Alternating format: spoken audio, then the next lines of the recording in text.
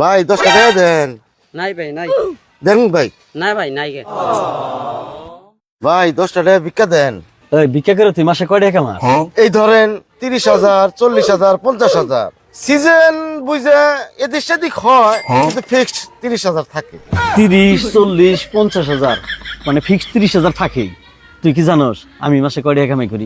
না ভাই জানি না তো।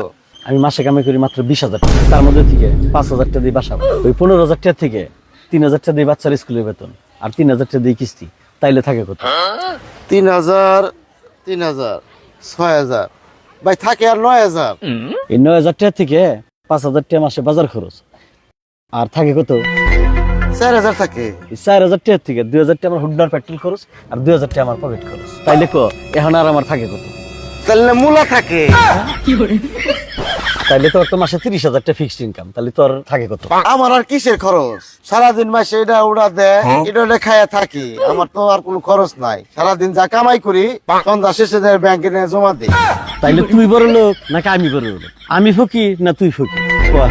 ভাই জীবনে এই প্রথম 10 টাকা খরচা করতেছি। ভাই নেন 10 টাকা রাখুন।